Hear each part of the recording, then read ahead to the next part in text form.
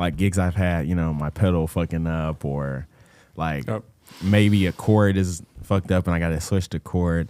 But really, it's all about how you play it off and how you like the show must always go on. That's another thing, dude. On that stage up there, especially, like you gotta fucking bring it, dog. Like you can't. It's not amateur hour shit. Nah. Like they go. These are pros and they're going at pro tempo. And if you can't hang, then you're gonna fucking look stupid, dog. Yeah. If you get up there, you're gonna look dumb. I mean, you know me. I've had my moments where I've been. You felt like you couldn't hang, or you were. Not even, man. Tell me.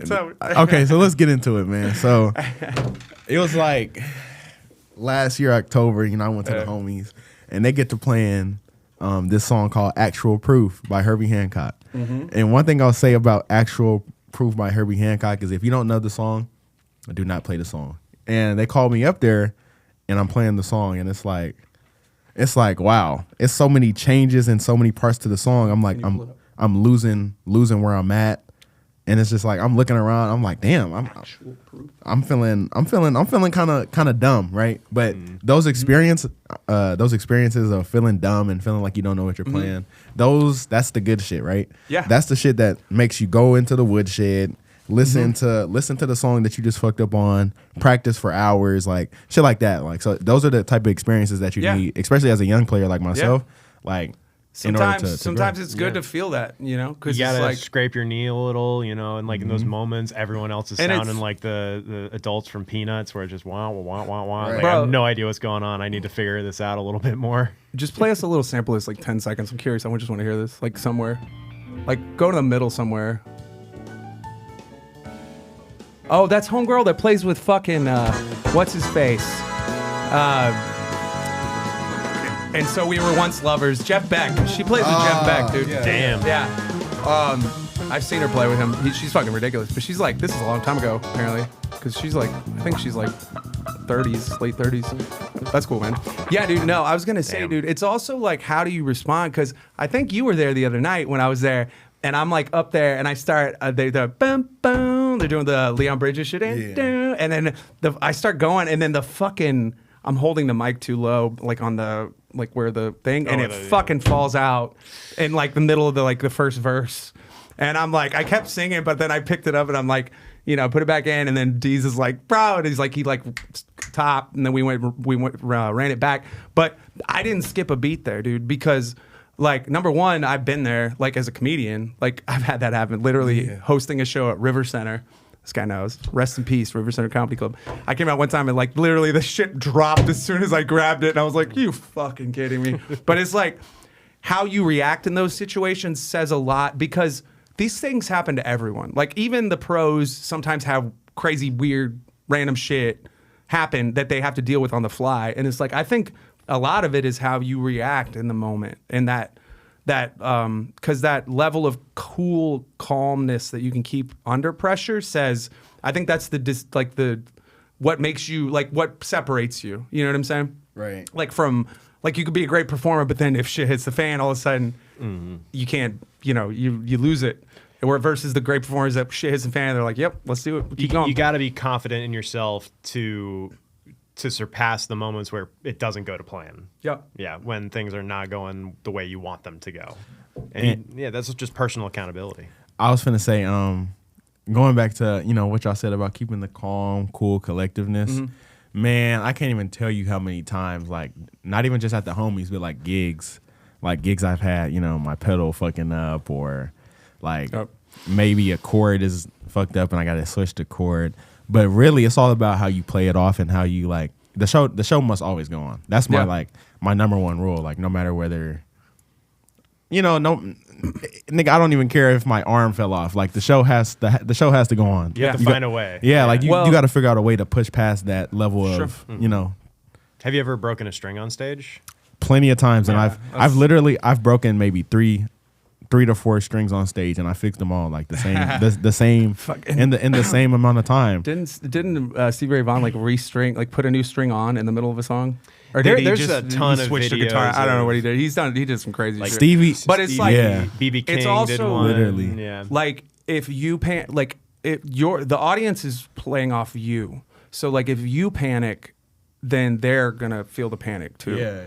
So it's like, and a lot of that is when and how you react with that. Because like if that thing happens and you're like, shit, you know, and you're like, all right, I got to deal with this. But the more you keep that level head, the more the audience is like, oh shit, he's just like going like a, you know, you show them that you're not affected, and then they see that. So I think that like, yeah, like how you handle the adversity in the moment of any gig that happens, because it will, is like going to say a lot to like what you're, and I think that's where you really, if you're like when you're becoming like learning your craft and like really perfecting it, that's the thing. It's like you keep that calm, cool level. Like that's why you could like, you see pro athletes, they get into the greatest, always in those big moments. That's where they get like the quietest. Yeah, you know, their mind is quietest. Yeah. You know what I'm saying? Literally. Yeah. Because everything goes into the background, and the one thing that they're focusing on was right in front of them. Yeah. Yeah.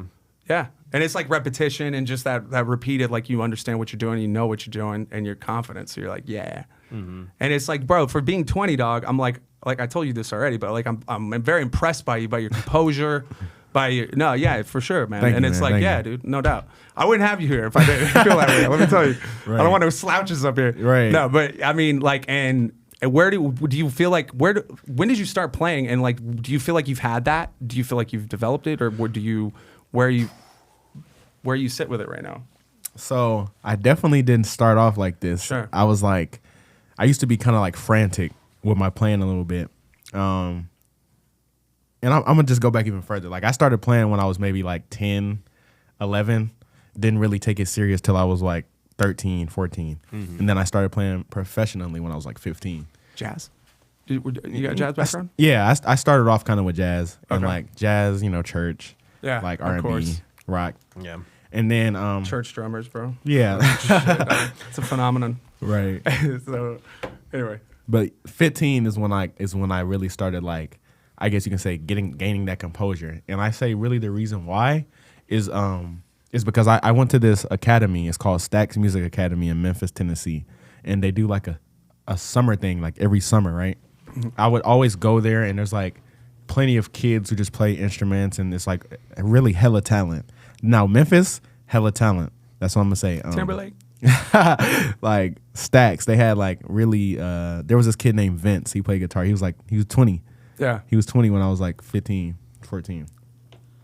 And he literally played like the Michael Jackson Beat It solo, like over some different shit. And I was like, is that who is that? Van Halen? Eddie Van Halen, on yeah. that one. Rest in peace. Man, and that's really what opened my eyes. Like, that's when we talk about gaining composure, I feel like that's a place where I had to necessarily gain composure, because everybody's doing everything on the music field. You know, like it's a lot going on, because in the academy they had like full band. I'm talking 2 drummers, like 3 keys. It's like fucking Whiplash and shit. Yeah, like it's full, and you gotta keep calm and find your space. So that was like my start of like finding my space and composure. And I say I didn't really get calm like with my playing and like get confident until I was like maybe 18.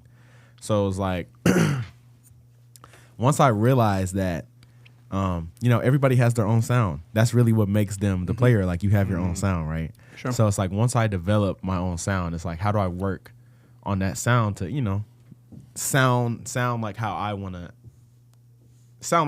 the world to hear me, basically. Mm-hmm.